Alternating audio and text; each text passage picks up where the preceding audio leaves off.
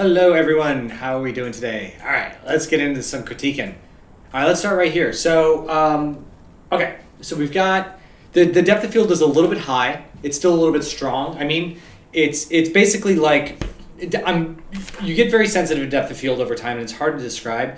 But basically, it's just after looking at a lot of images, you realize you start to get an understanding of how the depth of field, but basically it's like if it's too high, it makes it look like a miniature, because photography is a very mechanical thing.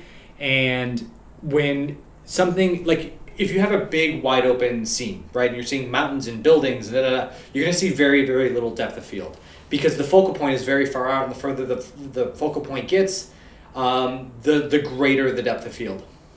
That's why when you see like micro photography, everything is very out of focus in the foreground and background, because it's a very, very tight, very shallow depth of field thing. Now, whenever you're dealing with people, it'll tend to make them look small if the depth of field is too high, which is something that we're kind of dealing with here. And there we go. Sorry, my touchscreen was on my Wacom, and there we go. Okay, so this is a little bit too high, so I would take it down by about half. Other things to point out, there's still like a sharp shadow here on his neck. I bet you that's like a rim light or something, so just look into that. I'm also looking at the shadow on him, and I think this is because I'm not quite sure why this is, but it's like all the light's kind of coming off the side, so I was kind of expecting to see more of his shadow in here, and it looks like it's just falling directly behind him, which makes it feel like the light's more in front. So just something to look into there. And I'm trying to think. I think overall, like, I still think that the specularity and the fill can come up on them. I still want to see you push it even too far, because if you look at some reference imagery from films like Moonlight and other films, and Black Panther and other ones that really do a phenomenal job of lighting dark-skinned characters and getting that reflection in the dark points. It's actually much higher than, it's much more reflective than you want. I think that her skin tones, I think her tones overall are feeling really, really nice, like real nice key. I think this fill value is about right. For him, he's a little bit more muted in both directions. Like his darks are a little bit more lifted and a little bit too green. And then on the key side, I think you can push his the key in like this region a little bit more. Actually, I'm seeing a sharp shadow. Like you've got that Rembrandt, but it's a little bit sharp there. And it might be the same one that's causing the shadow across there too. But yeah, I would also consider, just give it a try, making the couch like a blue color or something, because it's getting a little bit bright in a couple of these places, and it's kind of drawing our eye there. And I think getting a nice color that contrasts the warm tones on the character who's sitting on the couch, on this person's clothes, the warm skin tones, the warm box, the warm pants, it kind of helps that character pop out. And I think it'll help ground the image down a little bit more by making something darker down there. But yeah, really good job there, Mohammad. All right, now we can jump over to, this guy. Okay, Michal or Michael, I'm not quite sure. As a man named Michael, I should know that, but the lack of E in difference is enough to throw me off. So I hope I'm pronouncing it well. Okay, so for this one, the first thing that I thought about when I looked at this, having been traveling over the weekend and not seeing it as much, is that I think that we are a little bit off center on the composition. So this is the main area of focus, right? And then everything is pushing us this way with these lights. The middle of the frame is roughly like in here-ish. Yeah, something like that. And everything feels a little bit, and also these dark values in here kind of just shift the weight over to the left.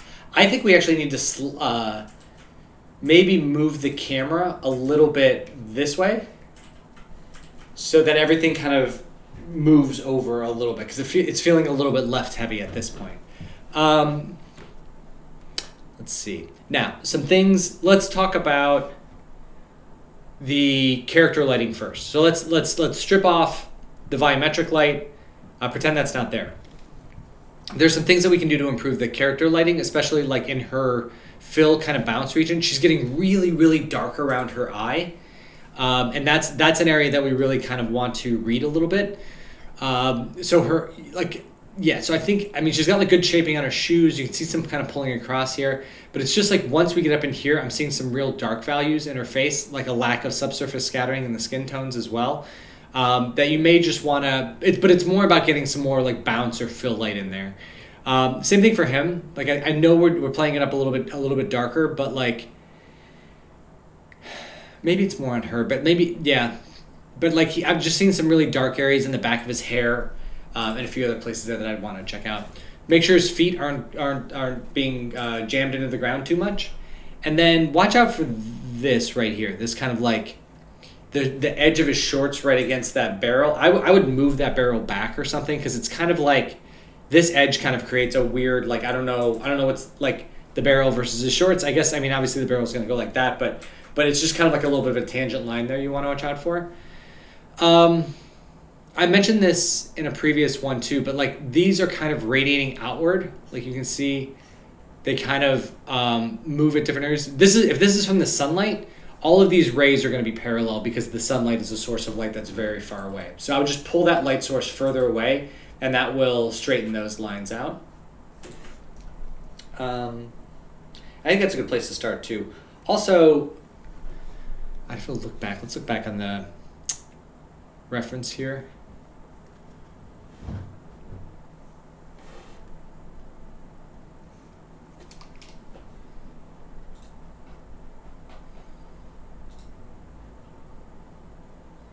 So the light rays are bigger and softer here.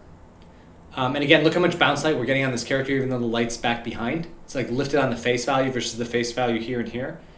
And same thing, like look at the ground right around her, right around this character.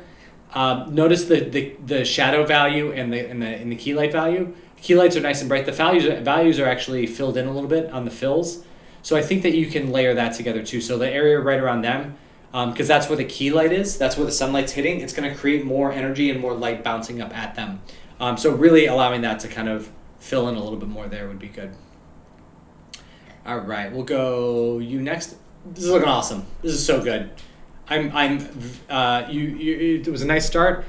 You're making really good progress. The slight bit more contrast, the saturation on that is working really well. The trash bags look really good and plasticky. Like that one looks great. Again, this is a kind of like that perfect, dark object in a dark area getting shaping from the reflections. It's just really good. From here, it's pretty much down to if there's any other like really story elements that we want to hit on, because I think this is, I mean, I tend not to noodle too much if something's just looking good and feeling right.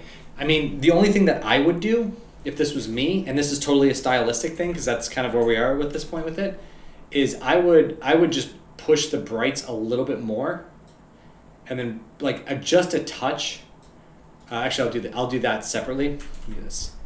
I would push the brights just a touch brighter, and then I would add just one extra, like little bit of darkness in the closest foreground, just to create one more layer of depth to it. I'm gonna mask here.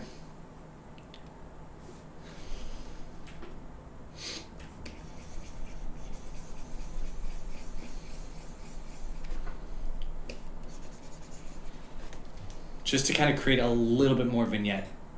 Just like something like that. Just kind of like get that little bit of extra darkness in there. But all in all, it's really good. I love the chaos of the wires crossing right up in this region here. Like that is, it's just really nice. It just really makes me happy. Overall, this is looking very, very good. And that's pretty much all I have. I mean, I'm just doing like that one last look over. Maybe take down. Gosh, this is really we're getting into the nitpicky zone, but it's like taking down that little bit of value right there. It's just like a little bit extra contrasty on that thing. But yeah, it's really beautiful. You really, really, really fantastic job. All right, and then we'll do Lili, and then I'll jump over to Theodora. Theodora's got two videos to go through. All right, cool. So Lili, really, really okay. Good stuff. I think that you are doing a really beautiful job of playing up the candlelight inside the eyes. I think that's a really cool element. The one thing is, like, if I squint at this, my eyes are really drawn to these two triangles down here, which is obvious. But the question is, like, how do we get the contrast in here, or how do we get the viewer's eye to go back there? And I think the biggest one is we need more contrast. I think we need to figure out, like, this is what I would do. I would just add a little more contrast to this. I would flip the composition a little bit. This is going to be a rough one, like a real rough mock-up here. But I would take this first. So I'm gonna use this value for the skull area. So just kind of. And then what I would do, there could be more than this. Basically what I want to do is I want to use all the candles in the surrounding to create kind of a haze. And that will really allow us to punch back into the middle there and get like a lot of contrast on that. And I really want this skull to emerge out of the darkness. Now the other big thing that I want to do is I want to feel those candle lights. There's so many candles, but like there's these at where we're currently sitting right now. These candles in the palms of the skeleton's hands, these and these aren't actually illuminating very much. Like, I want to see more of it on here. And I really want to amp up these inside the eyes. These, I kind of want to, maybe it's a matter of taking them out of focus a little bit. And just like a 3-pixel blur on them and allowing us to focus in back here. Because I really need that like lifted energy. I would also take down the ambient light a little bit. Maybe not necessarily the ambient light, but like this like hotspot right there is cool and creating really good shaping, but it feels like it's taking, because there's a lot of value there, it's actually taking away from our candles. And this should really feel like if there was that much light coming into this room, they wouldn't need this many candles, you know what I mean? So I really kind of want to highlight that. I would also, it looks like there's a lot of detail in the architecture up here. I would try and get some, like, again, specularity, maybe some glancing light up in there and a fill, just to kind of create some more interest up in that region as well. But really cool shot overall, and lots of fun potential there. I was just going to look to make sure you got some good subsurface scattering on these candles to create some good, like, a little bit more glow in there, because that is going to really make that, like, I don't know how to describe it, that, like, religious ceremony, like that, like the kind of spiritual feel to it will really kind of shine through on that one. All right, let's take a look at this video here. This is one of Theodora's. Let's take a look. Okay, like in the passing light on there. Right now, because like whenever I do this, I'm just like coming through and looking at to make sure that. There's nothing like technically unsound at this point, because I know that you've already worked through all of the aesthetics of it, and there's just to see if there's a couple little areas in the comp here, because I don't want you to have to go through any sort of re-renders or anything. Okay, from my standpoint, there's some things here that I think that I would try and change out in the comp. Number one is the eyes in here, like I'm seeing them be very dark, right? Like they're just kind of jet black in there. And it's fine to reveal that they're black there, but I want to keep them at the same level as the rest of the skin inside of like this region here, so they're not getting too super dark. The window light throughout the shot, there's just a lot of consistency. It seems like all the windows have about the same value, and they're all like equally on. Especially that one, like look at that. You've done a really wonderful job of getting some shake on the candlelight in there. Let's like maybe make one of the inside lights pop off, like animate those values a little bit. That would just be a matter of rendering out a matte pass of the windows. Same one with that one there, and just changing out those values a little bit. This one too, as it crosses over, I would just turn that one off. That one's not really helping anything. Actually, you can just turn them off. Like, there's a monster in this town. This whole crew, all the town folk will be out of there. So maybe even just making them matte and toning them down, because right now I'm just like, because of the contrast and the low level of the light from the other stuff, I think that you can probably tone that down a little bit.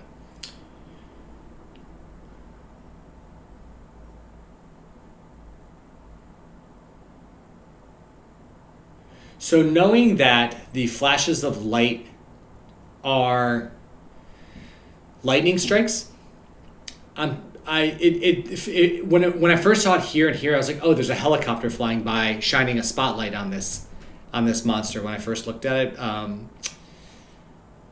And now, I would want the lightning to illuminate the buildings as well. Again, I'm trying to think of like the lowest, the easiest way of solving that. And the easiest way I could think to solve that is for like those, it's not that many frames. Like that frame, those frames, and then these at the end. Just re-render a pass of the environment with like some rim light on there to kind of match what's going on with the character. I think we'll really feel it a lot more then too. But this is a very difficult shot.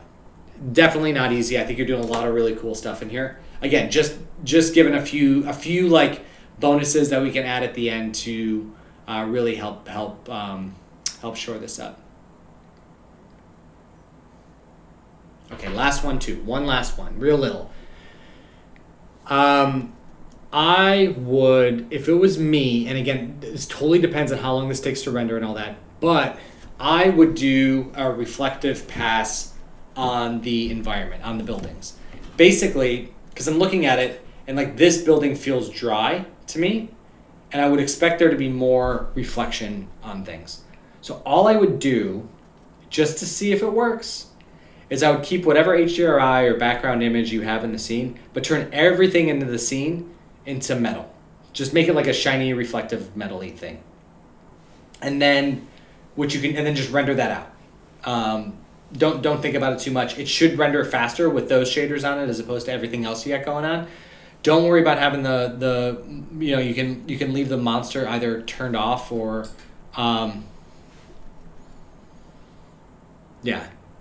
or if you've got it, especially if you have it in a separate pass, you can just leave that off because it won't matter too much.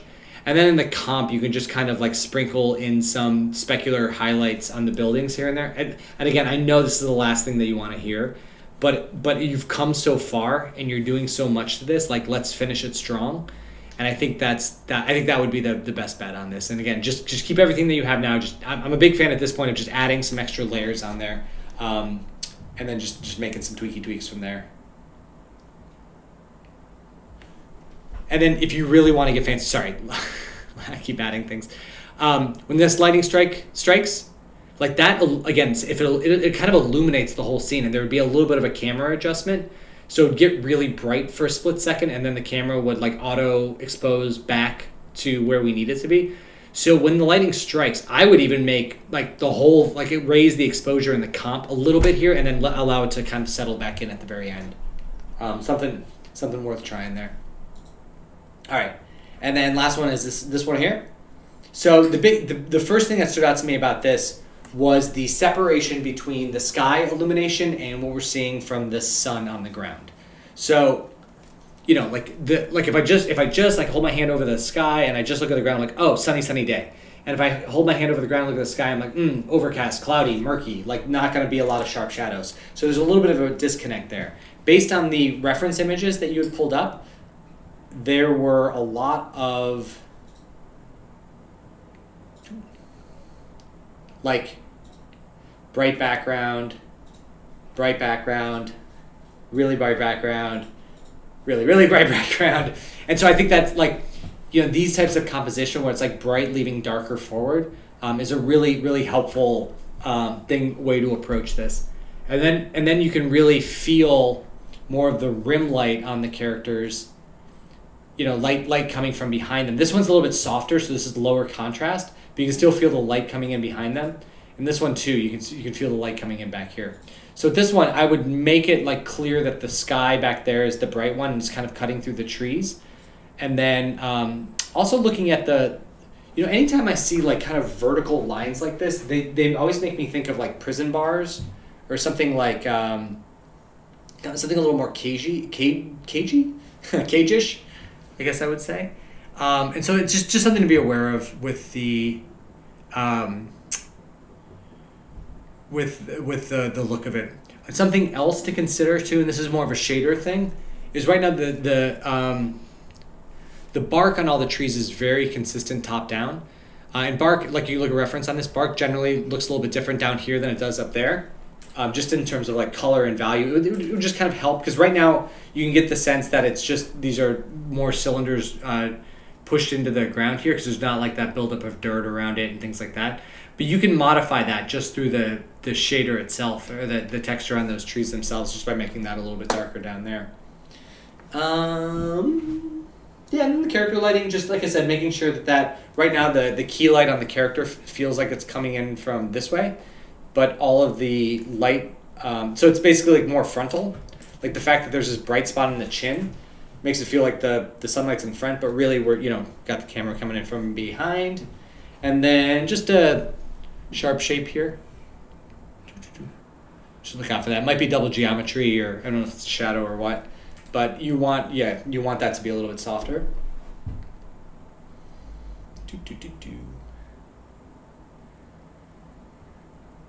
Yeah, let's take a look. I think that's a good start for you there.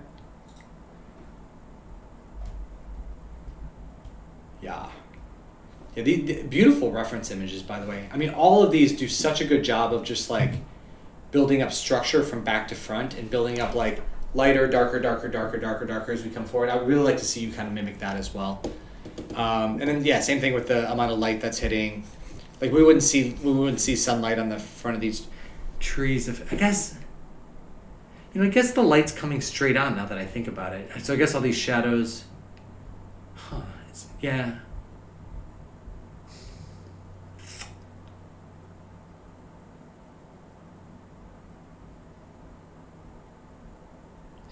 Straight on light.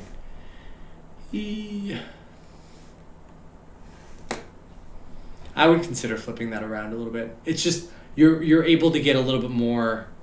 It's just gonna feel. It's always just gonna feel very frontal. Like if you look at the shaping across the garments here, they just feel, like I said, a little bit frontally lit. So the reason why you usually don't see. The reason why I assumed that everything was coming from behind was because all these like vertical lines usually are, like we're looking into the light, because rarely do you place it directly behind the camera, because again, it just kind of flattens everything out. So flip it back around, get that structure of light to dark, and I think you'll be good to go. All right, everybody. That's all for today. Questions, let me know. If not, I will see you back again on Wednesday. All right, take care, everyone. Have a good one.